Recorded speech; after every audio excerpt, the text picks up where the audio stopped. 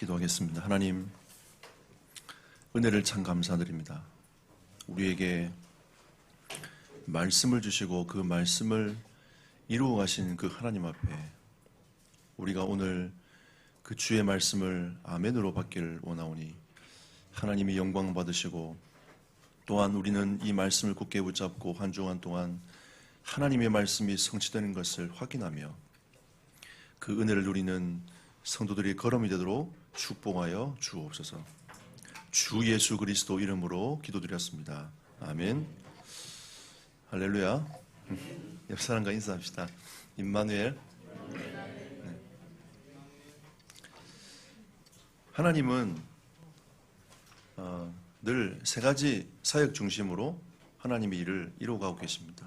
첫 번째는 구원 사역입니다. 오늘도 저기 어둠 권세 아래 붙잡혀 있는 영혼을 구원하기 위하여 하나님은 지금도 일하고 계십니다. 근데 그 하나님의 방법은 누굴 통해 하시냐면 여러분과 저를 통하여서 예수 그리스도의 복음이 증거되기를 원하시는 겁니다. 그 증거되는 사역을 통하여서 하나님은 구원 사역을 끊임없이 이루어 가고 계신다는 거죠. 두 번째는 여러분의 기도에 응답하십니다. 여러분, 우리는 하나님의 자녀 아닙니까? 하나님은 우리에게 예수 이름을 부여해 주셨습니다. 우리가 기도할 때에 예수 이름으로 기도하잖아요. 그것은 하나님이 우리에게 그 이름으로 하나님의 이름을 걸고 내가 응답할 테니까 기도하라, 이 말씀입니다. 하나님은 지금도 주의 천사를 동원하여 우리의 기도에 응답하고 계시고 우리가 기도할 때에 영적인 어둠은 꺾이게 되어 있습니다.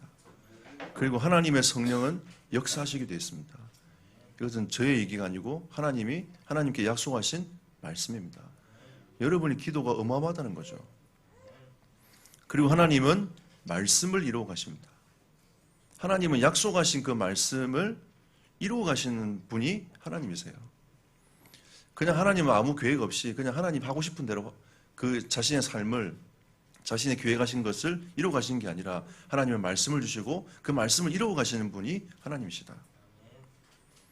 오늘 이 본 말씀도 마찬가지입니다. 47절부터 68절까지 말씀을 쭉 보시면 예수님이 잡히시는 장면이 나오잖아요. 우리는 잡히시는 장면에 초점을 맞추는 것도 있겠지만 그 중간중간 하나님의 말씀을 가만히 보면 예수님 자신조차도 하나님의 언약의 말씀을 이루는 걸음을 걸어가셨어요. 어릴 때 너희들이 나를 잡을 수 있었지만 그때는 시간표가 아니었다는 거죠. 그런데 지금은 시간표가 되어서 내가 잡혀가는 지금 하나님의 그 시간표를 하나님이 허락하신 겁니다. 그 길을 걸어간 겁니다. 하나님은 여러분과 저를 통하여 언약의 말씀을 이루기를 원하십니다. 그래서 이번 주 말씀 제목이 언약의 말씀을 이루는 걸음입니다. 여러분과 제 인생이 하나님의 언약의 말씀이 이루어지는 은혜가 있기를 축복합니다. 자, 그럼 우리는 첫 번째로 꼭 기억해야 될 것이 하나님은 다른 하나님이 아니라 언약의 하나님임을 기억하셔야 돼요. 근데 하나님의 약속을 보면 항상 구원이 그 속에 담겨져 있습니다. 구원 사역을 통하여서 하나님의 계획을, 하나님의 언약이 이루어져 가는 거죠. 창세기 9장을 보십시오. 창세기 9장 8절 17절에 보면 노아 홍수 시대에 하나님께서 약속하신 언약입니다. 인간이 죄악이 너무 많아서 하나님이 전 세계를 물로 심판하셨어요. 그리고 난 이후에 하나님이 약속하십니다. 다시는 내가 물로 심판하지 않겠다. 여러분, 무지개를 보면서 그 약속의 언약을 늘 생각해야 됩니다. 무지개를 보며 하나님이 우리에게 다시는 물로 심판하지 않겠다라고 약속하신 언약이구나. 그리고 창세기 15장 4절 18절에 보면 하나님께서 또 아브라함에게 약속하십니다. 너의 자손은 번성하게 될 것이다. 하나님의 약속대로 그 자손은 번성하게 되었습니다. 그리고 창세기 15장에 보면 메시아의 언약을 예견하셨습니다. 너희는 가나안 땅 가게 되어서 거기서 메시아가 날 것이야. 그리고 하나님께서 아브라함과 언약을 체결하십니다. 그 당시에 사람들이 언약을 체결할 때 짐승을 반으로 갈라가지고 그 사이로 지나갔어요. 왜 그 언약을 했냐면 너와 나와의 약속은 이런 거야. 반드시 지켜야 돼. 피를 흘리는 거야. 너희 약속을 지키지 않으면 이렇게 짐승처럼 너도 반으로 쪼개질 거야. 굉장히 무시무시한 언약 체결인 거죠. 그 당시에 언약 체결한 그 부분을 하나님도 아브라함과 언약을 체결할 때 그 방법을 사용하셨습니다. 짐승들을 쪼개놓고 하나님이 횃불 사이로 지나가셨어요. 그 짐승 사이로 하나님의 횃불이 지나갔습니다. 그러면서 하나님께서 아브라함에게 약속하셨던 그 약속의 말씀을 그대로 지켜 나가시는 거죠. 하나님도 우리와 언약을 체결하시고 그 말씀으로 그 모든 것을 이루고 가십니다. 출애굽기 3장 8절에 이 언약의 말씀이 이루어질 시간표가 왔어요. 그때 모세에게 말씀하십니다. 이제는 그 가나안 땅으로 가야 될 시간표가 왔다. 하나님은 그 약속을 딱 생각하고 계셨다가 아브라함에게 약속하셨던 그 언약이 언제 이루어졌습니까? 모세를 통하여 이루어진 거죠. 우리는 약속은 까먹지만 하나님은 절대 잃어버리지 않습니다. 그 약속을 딱 생각해 놓고 계셨다가 하나님의 시간표 때에 그 약속을 이루고 가시는 거죠. 그럼 여러분과 제가 무엇을 붙잡아야 되겠습니까? 하나님의 언약을 붙잡는 하나님의 사람이 되어야 됩니다. 언약의 하나님께서 지금 여러분과 저와 함께하고 계시지 않습니까? 항상 하나님 우리에게 말씀을 주시고 그 말씀을 이루어 가신 하나님이시기 때문에 그래서 우리는 늘 주님의 그 말씀에 귀를 기울여야 돼요. 출애굽기 24장도 마찬가지입니다. 출애굽기 24장도 시내산에서 하나님께서 약속의 말씀을 이스라엘 백성들에게 주시지 않습니까? 하나님은 항상 하나님의 언약의 현장에서 하나님의 약속의 말씀을 주시고 그 말씀대로 하나님의 백성들이 지켜 행하기를 하나님은 원하시는 겁니다. 신명기 7장도 마찬가지입니다. 하나님께서 너를 택하여 부르신 이유를 말씀하십니다. 구원사역이라고 말씀하시는 거죠. 이 모든 백성들을 하나님의 백성들을 구원하기 위한 구원사역을 위해서 내가 너희를 택하였다라고 하나님은 말씀하고 계십니다.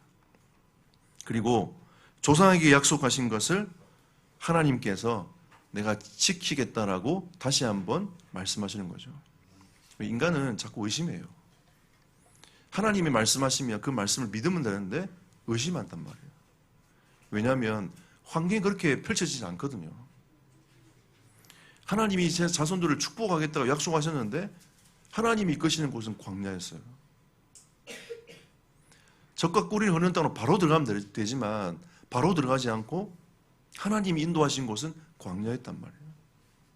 그러면 사람들이 볼 때는 출애굽할 당시에는 홍해를 가르고 홍해를 건널 당시에는 사람들이 와 우리가 이 어마어마한 하나님과 함께 하시는구나라고 축제하면서 하나님을 찬송했단 말이에요.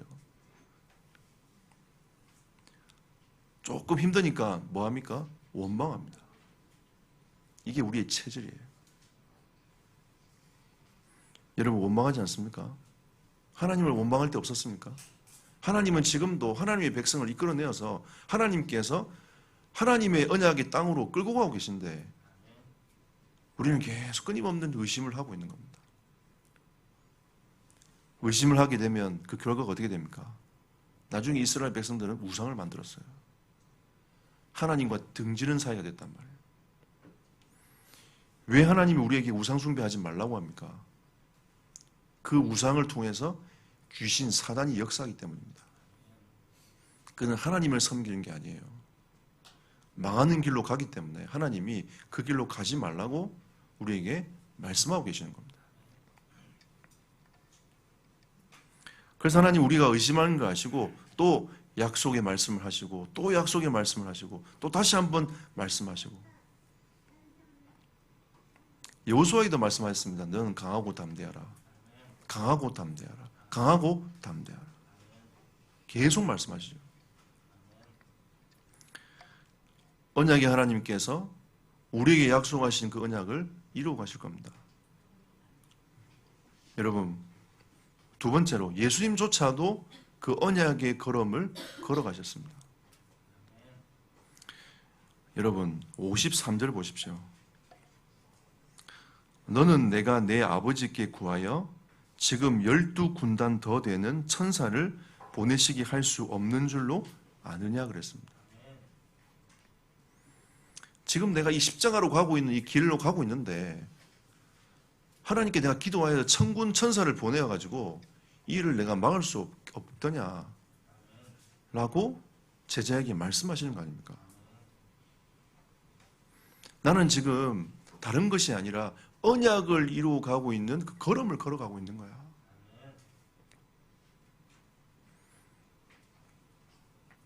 그리고 오늘 56절 보십시오. 그러나 이렇게 된 것은 다 선지자들의 글을 이루려 함이니라. 하나님께서 약속하신, 선지자들이 약속하신 그 약속의 말씀을 예수님이 이루려고 걸음을 걸어가시는 겁니다. 또 54절 보십시오. 내가 만일 그렇게 하면 이런 일이 있으리라 한 성경이 어떻게 이루어질 수 있겠느냐. 그러면 하나님은, 예수님은 철저하게 하나님의 약속의 말씀이 이루어지는 그 걸음을 걸어가신 겁니다. 하나님은 구원을 기획하셨어요. 그리고 성자 예수님을 통하여 그 구원 사역을 이루셨습니다. 그럼 이 예수님을 통해서 구원 사역을 이루어가기 위한 걸음을 걸어가시도록 예수님조차도 그 말씀, 하나님의 말씀에 순종하여 그 걸음을 걸어갔던 거죠. 근데 여러분, 그 길이 어떤 길입니까? 64절 보십시오. 63절, 64절 보십시오. 예수께서 침묵하시거늘 대제사장들이 이르되 내가 너로 살아계신 하나님께 맹세하게 하노니 네가 하나님의 아들 그리스도인지 우리에게 말하라. 왜냐하면 이들은 예수님을 죽일 궁리를 계속한 거죠. 이 당시에 최고로 무서운 죄가 뭐냐? 신성모독입니다. 네가 하나님이 되는 거죠. 이거는 죽임을 당해도 어떤 누구도 말을 할 수 없는 이 시대의 종교법입니다. 누가 그 길을 딱 하니까 이 제사장들이 묻는 거죠. 네가 정말로 그토록 구약 성경에 예언되어 있던 그리스도냐라고 묻는 겁니다. 예수님이 뭐라고 하십니까? 64절에 예수께서 이르시되 네가 말하였느냐? 그러나 내가 너희에게 이르노니 이 이후에 인자가 권능의 우편에 앉아 있는 것과 하늘 구름을 타고 오는 것을 너희가 보리라. 예수는 그리스도십니다. 그분은 하늘 보좌 우편에 앉으십니다. 부활 이후에. 그리고 그분은 어떻게 오신댔죠? 재림주로 오시겠다. 근데 그 십자가 사건이 지금 이루어지는 겁니다. 예수님은 그리스도라는 이 사실이 증명되기 위하여 그 십자가로 가시는 거예요. 십자가로 가지 아니하면 그리스도가 될 수 없어요. 십자가에 죽고 부활하지 아니하면 그리스도가 될 수 없습니다. 그렇기 때문에 예수님은 자신이 그리스도인 것을 증명하기 위하여 십자가로 걸음을 걸어가셨던 거죠. 십자가는 어떤 곳입니까, 여러분? 우리의 모든 고통, 죄를 대신 짊어지고 가시는 곳입니다. 여러분과 저는 죄인입니다. 영원히 고통당할 수밖에 없는 인생이란 말이에요. 그런데 그 모든 죄와 질고 모든 고통을 대신 십자가로 지고 가셨어요. 십자가의 죽음은 여러분의 모든 죄를 사하기 위한 죽음이셨습니다. 그의 부활은 사망 권세를 깨뜨리는 부활입니다. 모든 흑암과 저주의 권세를 꺾으신 그의 부활입니다. 재림은 무엇입니까? 영원한 승리입니다. 요즘에 수많은 이단들이 계속 재림에 대한 얘기를 많이 합니다. 예수님은 올라가신 그대로 내려오실 겁니다.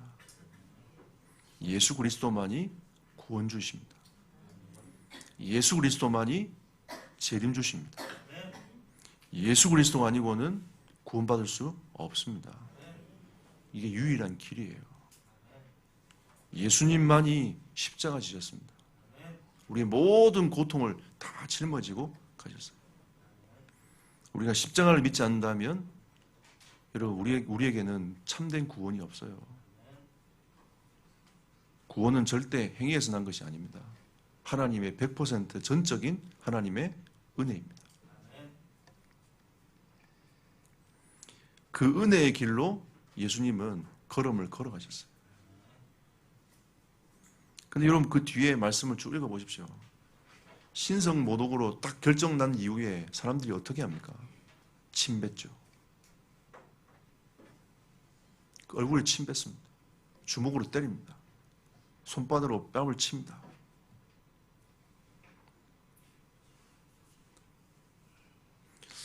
저는 이 본 말씀을 읽으면서 계속 눈물이 나더라고요.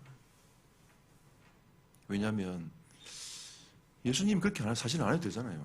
청문순서를 보내어서 모든 걸 다 정리하면 되는데 하나님이기 때문에 일단 내가 십자가 짓다 하고 다 구원해 줄 테니까 이렇게 말씀하시면 돼요. 그러면 어떤 누구도 반박할 수가 없습니다. 근데 하나님은 약속하신 대로 걸음을 쭉 걸어가시는 겁니다. 이사야 선지자의 약속하신 그대로 예수님은 그 걸음을 쭉 걸어가시는 겁니다. 얼마나 큰 고통이었으면 그 고통의 이제 시작이 이제 되어지는데 이 십자가를 저는 묵상할 때마다 너무 가슴이 아파요. 그리고 나를 구원하신 그 구원의 은혜에 또 나의 생각과 제 마음이 또 잡히게 돼요. 그러면 뭐만 나오냐면 감사밖에 할 게 없어요. 감사합니다, 주님. 여러분, 우리는 하나님을 떠나 영원히 저주받아 지옥 갈 수밖에 없는 인생이었습니다. 우리는 그 길을 쭉 가야 되는데 예수 그리스도의 은혜로 말미암아 하나님 여러분과 저를 구원해 주셨단 말이에요. 믿음 또한 하나님의 은혜입니다. 여러분이 믿고 싶은 믿은 게 아니고요. 믿음 또한 하나님의 은혜예요. 결론을 맺어봅시다. 그러면 하나님도 말씀하시고 말씀을 이루시고 예수님조차도 하나님께서 말씀하신 그 언약을 이루는 삶을 살아가셨단 말이에요. 우리는 그러면 어떤 결론을 내야 되겠습니까? 우리 또한 하나님의 사람 아닙니까?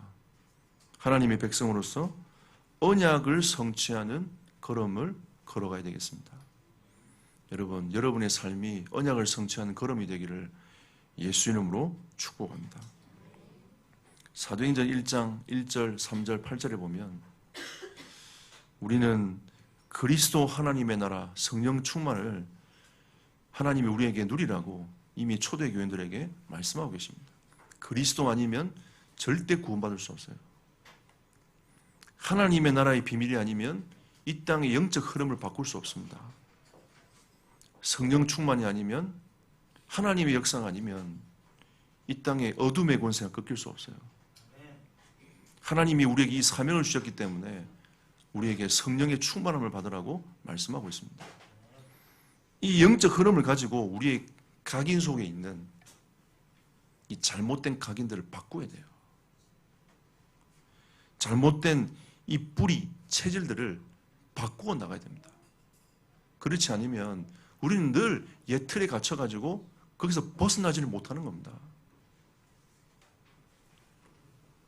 우리는 오늘도 우리의 틀을 깨고 하나님의 나라가 임하도록 하나님이 나의 인생의 주인 되도록 나의 모든 현장에 하나님이 주인 되시도록 바꾸어 나가는 하나님의 나라의 축복을 우리가 누려야 됩니다. 여러분 잘 기억해 보십시오. 여러분이 누굽니까? 이거는 여러분 기초가 아닙니다. 모든 것입니다. 여러분이 누굽니까? 예수를 그리스도로 영접한 모든 사람들은 하나님의 자녀입니다. 여러분 하나님의 자녀임을 잃어버리면 안 돼요. 하나님의 자녀는 어디에 있든지 하나님이 불꽃같이 쳐다보고 계십니다. 어제 선한철 장로님네 신방을 했는데 옥천 안시에서 20분을 더 가더라고요. 20km를 더 가요. 근데 그 안에 쭉 들어가면서 생각을 했습니다. 그래, 하나님은 하나님의 백성을 이곳으로 보내어서 하나님의 나라를 이루기를 원하시는구나. 우리가 어디 사는 게 중요한 게 아니고 우리가 어디 있느냐가 중요한 것입니다. 여러분 어디에 계십니까? 여러분이 있는 자리가 하나님과 함께하는 자리입니다. 우리가 하나님의 자녀임을 잃어버리면 안 돼요. 그런데 거기에서 우리가 무엇을 하기를 하나님 원하시냐? 신분과 권세를 누리기를 원하시는 겁니다. 여러분 하나님의 자녀라는 사실을 잃어버린 순간 여러분들은 어둠의 생각 속에 잡혀요. 불신앙에 잡힙니다. 하나님의 자녀는 하나님이 끝까지 책임지고 인도해 가십니다. 이게 안 믿어지면요, 이게 믿음으로 다가오지 아니에요. 우리는 끊임없는 나의 생각, 나의 주장, 나의 생각을, 나의 어떤 계획을 가지고 가야 되지. 여러분 하나님의 자녀라는 신분이 확신되어진다면 여러분들은 그 생각이 필요가 없어요. 저는 하나님의 자녀라는 이 신분 하나로 지금도 살아가고 있습니다. 저는 목사이기 전에 하나님의 자녀입니다. 이게 모든 것입니다. 우리가 마지막 하나님 부르실 때 장례를 하잖아요. 그때 우리는 사실 알아보기 쉽게 직분을 적지만 사실은 다 성도로 돌아가는 겁니다. 하나님의 자녀의 신분으로 돌아가는 거죠. 이 땅에서 할 때는 목사도 있고 장로도 있고 권사도 있고 집사도 있고 직분 다 있지만 돌아가면 끝이에요. 하나님의 자녀입니다. 하나님이 또한 우리에게 자녀의 신분뿐만 아니라 권세도 부여해 주셨어요. 여러분 시달리지 마십시오. 왜 우리가 이 세상의 흐름을 타고 가면서 시달립니까? 예수 이름의 권세를 가지고 하나님이 시달리지 말라고 우리에게 말씀하고 계십니다. 이미 우리의 권세를 부여해 주셨잖아요. 여러분 예수 그리스도 이름으로 학생들은 예수 그리스도 이름 붙잡고 기도하면서 공부하고 레포트 쓰고, 산업인들은 예수 이름 붙잡고 기도하면서 산업하시고, 직장인들은 예수 이름 붙잡고 기도하면서 직장생활 하시고. 왜 우리가 거기 묶입니까?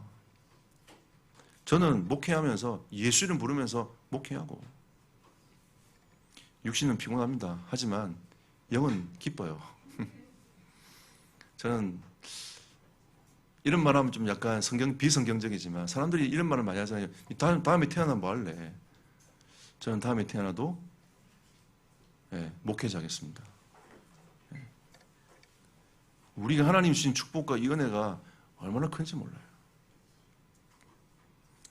비록 이 길이 쉬운 길은 아닙니다. 근데 하나님이 우리에게 주신 길을 가게 되면 그 속에 하나님 주시는 은혜와 축복이 어마어마해요.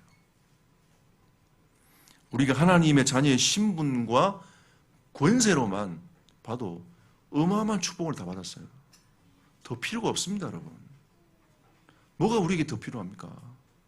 진짜 하나님의 은혜가 없으면 여러분 살아갈 수 있습니까? 없어요.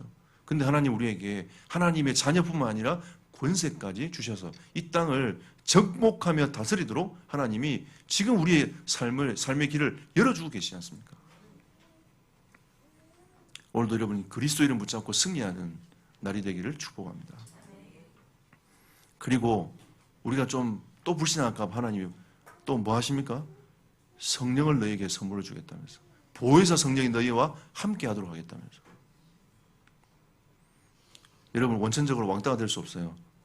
나는 혼자, 이런 생각을 좀 다 버리셔야 됩니다. 예수가 그리스도라는 사실을 믿고 영접한 사람이라면 하나님의 성령이 여러분 속에 함께하고 계십니다. 저는 사실 예전에 외로웠거든요. 나는 혼자라 늘 생각을 했습니다. 근데 주님을 마음속에 영접하고 임마누엘 누리다 보니까 요즘에는 사실 혼자 있는 게 더 좋을 때가 많아요. 진짜 혼자 있을 때 더 좋을 때가 많아요. 왜? 하나님을 바라보면 되니까. 때로는 차 타고 혼자 오래 갈 때가 많습니다. 찬양 들어놓고 하나님과 찬송하면서. 혼자 있는 게 아니에요. 또 함께 했으면 하나님이 함께 하는 대로 또 그 속에 하나님 계획을 찾고 응답을 함께 누리고, 혼자 있으면 또 홀로 하나님을 바라보며 하나님을 누리고. 여러분, 성령은 여러분과 함께 영원히 함께 하십니다. 하나님의 약속입니다. 그리고 하나님은 여러분과 저를 통하여 마지막 언약을 이루기를 원하십니다. 이 마지막 언약이 무엇입니까? 마태복음 24장 14절입니다. 천국 복음은, 이 복음은 땅까지 전파되어져야 돼요. 예수 그리스도의 십자가와 부활의 메시지는 땅까지 증거되어야 됩니다. 이 메시지를 들은 사람만이 구원받아요. 이 메시지를 받아들이는 사람만이 구원받습니다. 이 천국 복음은 땅 끝까지 전파되어져야 됩니다. 그제야 끝이 올 겁니다. 이스라엘 나라는 이스라엘의 메시아가 올 거라고 생각하고 있습니다. 여러분, 메시아는 이미 오셨어요. 그리고 부활하셔서 지금 성령으로 여러분과 함께하고 계시지 않습니까? 하늘 보좌에 지금 우주 만물을 다스리고 계십니다. 그 하나님이 우리의 가는 이 복음을 전하러 가는 그 걸음을 하나님이 주목하고 계세요. 걸음을 쳐다보고 계십니다. 우리나라의 최초의 선교사가 퀴철라프입니다. 이 퀴철라프가 이 충청도 고대도에 배를 정박하고 들어왔어요. 그때 당시에 우리나라는 쇄국 정책을 썼습니다. 아예 외세 문물을 다 막고 있었던 거죠. 일본은 우리나라보다 좀 더 일찍 문호가 개방이 됐습니다. 근데 우리나라는 굉장히 막고 있었죠. 하나님이 기출라프를 통해 가지고 뭐 하게 만들었냐? 조선의 나라가 있더라. 선교사들이여 조선을 품고 기도하자. 이러면서 기출라프가 마음에 다 하나님 이 조선 땅에 진짜 이 복음의 문이 열리게 해 주십시오. 기도하기 시작했어요. 믿음으로 기도하기 시작했는데 두 번째 선교사가 왔습니다. 그 두 번째 선교사가 토마스입니다. 영국에서 이 조그마한 교회에서 기도하면서 선교사를 파송했어요. 토마스가 조선에 반응을 하기 시작했습니다. 하나님은 그 기도에, 퀴출라프의 기도에, 믿음의 기도에 하나님을 응답하셔가지고 토마스의 마음에 불을 붙이셨어요. 어떻게 하면 이 조선에 복음을 전할 수 있을까? 한국어를 배웠습니다. 미국 상선을 타고 들어왔는데 들어오자마자 목이 잘려 죽었어요. 이게 토마스입니다. 그런데 그때 성경책 한 권을 박충권이라는 사람에게 줬어요. 여러분, 그 성경 하나가 그 토마스 선교사의 순교의 피가 결국은요 평양에 주변 지역에 교회가 세워지기 시작했습니다. 그 소식을 들은 선교사들이 하나님 조선을 나에게 주십시오. 가슴에 품기 시작했어요. 그 이후에 우리나라에 들어오지 못했지만 이 조선을 품고 선교사에 나섰던 분이 로스와 맥켄타이어 선교사입니다. 저 만주에 여러분 고려문 앞에서 계속 상인들 중심으로 선교를 했던 선교사들입니다. 그러면서 하나님이 이 조선의 문을 열게 하셨고 이 복음의 문들이 계속 들어오게 만들어서 하나님의 나라를 이루는 교회들이 세워지기 시작했단 말이에요. 왜 하나님 그렇게 하셨겠습니까? 너희는 모든 민족을 가서 제자 삼으라. 너희는 이 은혜를 받았으니까 이제 모든 민족을 가서 제자 삼으라. 이게 주의 메시지입니다. 우리가 말세시대에 살아가고 있는 우리의 메시지예요. 모든 민족을 가서 제자 삼으라. 이게 주님의 메시지입니다. 우리는 다른 거 못해도 진짜 기도하셔야 돼요. 세계 선교를 두고 기도하셔야 됩니다. 이 나라가 하나님께서 세우신 나라 아닙니까? 하나님 이 나라를 축복하셨어요. 전쟁으로 완전히 망해버린 나라 아닙니까? 근데 하나님 이 나라를 축복하셨어요. 뭐 하라고? 선교하라고. 전 세계에 나가서 제자 삼으라고. 지금 우리나라 좋아요. K-팝 때문에요. 나가보면 한국의 거의 대부분 나라들이 우호적이에요. 굉장히. 선교하기 가장 좋은 시간표가 왔습니다. 우리가 여기서 멍해가지고 선교, 아이고, 지금 우리가 지금 먹고 살기도 바쁜데 무슨 선교냐? 이래 가버리면 여러분 하나님의 언약의 말씀에 역행하는 겁니다. 여러분 우리는요 키출라포처럼 믿음의 기도할 수 있어요. 하나님 세계 선교의 문을 열어주십시오.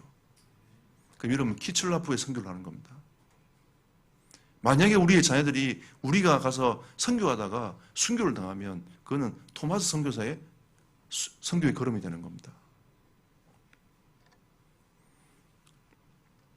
거기에 우리가 하나님 주신 그 마음에 반응하여서 우리가 그 걸음을 걸어가면 로스와 맥켄타이어처럼 하나님이 우리를 보내시는 그 사역에 우리가 아멘하며 가게 되는 응답을 받는 걸음이 되는 것입니다. 모든 민족으로 가서 제자 삼으라. 주님의 지상 대명령입니다. 그리고 1장 8절에 땅끝까지 이르러 증인되어라. 사도행전은 1장 8절에 오직 성령이 너에게 임하시면 너희가 권능 받아가지고 예루살렘과 온 유대와 사마리아 땅까지로 내 증인되리라. 약속하신 그 말씀이 지금도 이루어지고 있습니다. 그럼 이 언약의 말씀을 이루는 방법이 있습니다. 사도행전 2장 42절. 사도의 가르침을 받고 서로 모여서 뭐 했습니까? 오로지 기도에 힘쓰더라. 선교는 전도와 선교는 하나님의 사역입니다. 우리가 할 수 있는 게 아니에요. 우리는 말씀 딱 붙잡고 기도하면 하나님은 하나님 일을 행하십니다. 우리는 행하심을 바라보며 하나님께 영광을 돌리는 거죠. 그게 신앙생활입니다. 여러분 신앙생활 어렵게 하지 마시고 하나님이 주신 언약의 말씀을 딱 붙잡고 기도하며 그 말씀을 이루어 가시는 그 하나님께 영광을 돌리는 여러분과 제 삶이 되기를 예수 이름으로 축복합니다. 여러분 이번 주간도 여러분 가는 모든 삶 현장에 주의 말씀이 성취되어지는 은혜가 있기를 축복합니다.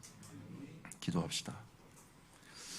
말씀을 생각하시면서 함께 기도합시다. 성령께서 여러분이 주신 그 말씀의 은혜대로 이 시간 함께 하나님께 나아가도록 하겠습니다. 기도하겠습니다. 주님 은혜 감사드립니다. 하나님은 언약의 말씀을 이루어 가시며 지금도 성령으로 역사하고 계십니다. 우리는 오직 예수 그리스도의 영적인 비밀들을 누리며 하루하루를 살아가는 은혜가 있기를 소원합니다. 우리는 하나님의 자녀가 아닙니까? 하나님이 우리에게 그 자녀의 권세까지 부여하시지 않습니까? 하나님이 주신 그 은혜와 축복을 누리며 살아가는 하나님의 삶을 이루어 가십니다. 모든 성도들을 하나님이 축복하시고 인도하셔서 언약을 이루는 그 삶을 살아가도록 주님이 축복하시며 인도하여 주시옵소서. 주의 나라 임하는 시간 되게 하옵소서.